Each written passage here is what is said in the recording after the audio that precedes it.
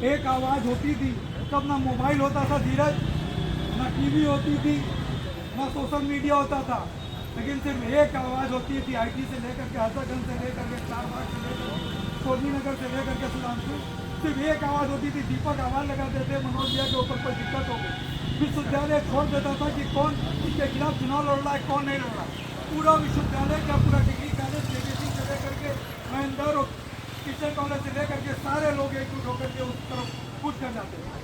हमें याद है मनोज भैया का एक मामला था, हम लोग क्यों किसी को हॉस्टल अलाट नहीं हो रहा था, शायद मनोज भैया भूल गए क्योंकि ऐसे बहुत से काम आप करते रहते थे।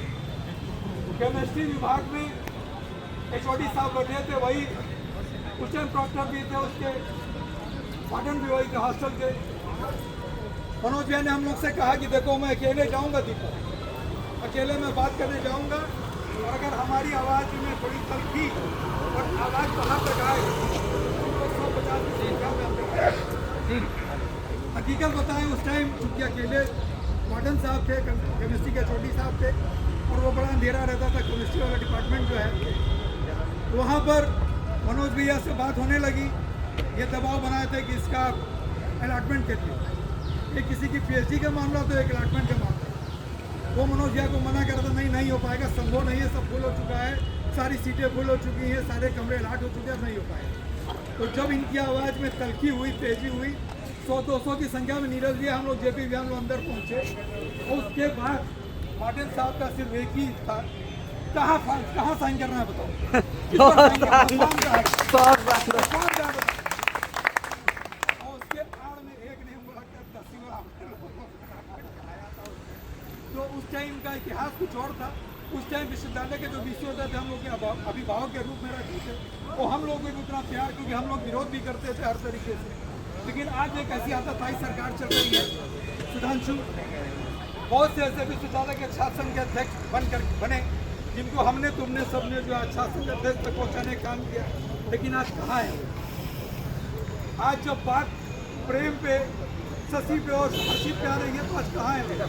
आज की तारीख में लोग सरकार के जिन छात्रों ने उनको छात्र संघ अध्यक्ष बनाया, जिन छात्रों ने उनको पहचान दी, उनको नाम देने का काम किया JP भैया, आज की सरकार, आज की तारीख में सरकार के नुमाइंदे बने हुए।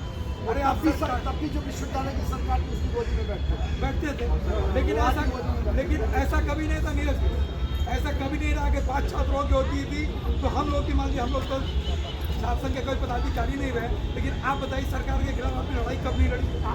अगर छात्रों की हित की कोई बात आ गई तो आपने लड़ाई कब नहीं लड़ी? आप बताइए मनोज भैया ने कब लड़ाई नहीं लड़ी?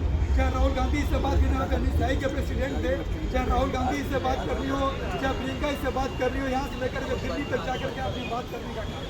लेकिन आज ये वो सरकार है, मैं समझता हूँ कि हिंदुस्तान में 2 IPL चल रहा है, एक इंडियन प्रीमियर लीग जिसमें देश के खिलाड़ियों विदेश के खिलाड़ियों ने भाग लिया, एक इंडिया पेपर जिसमें भारतीय जनता पार्टी के लोगों ने हिस्सा लिया, छात्रों के भविष्य के साथ खेलने का एक काम कर।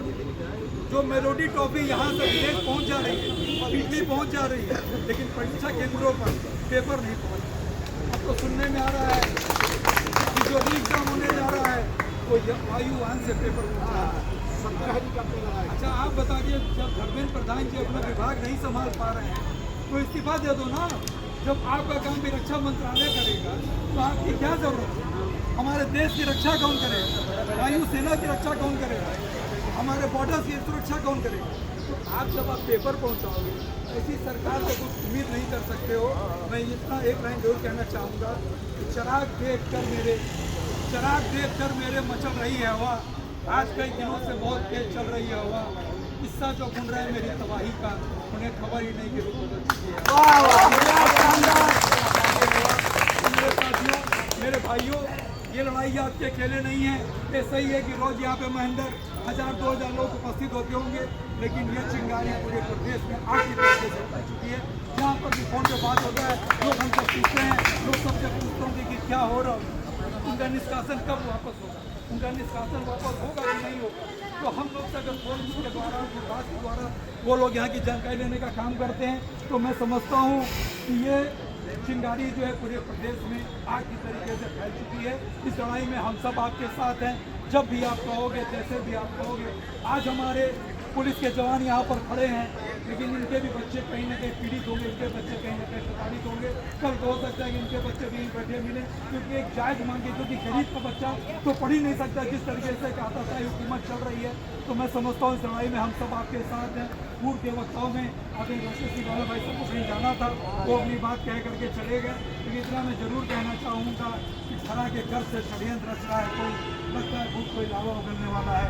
मेरे हाथों की लकीरों तुम मायूस ना हो, तुम्हारे हाथ से भी पगली कल सूरज उगलने वाला है, हमारे हाथ से भी पगली सूरज निकलने वाला है। तो आप सब, हम सब आपके साथ हैं, हम सब एकजुट रहेंगे।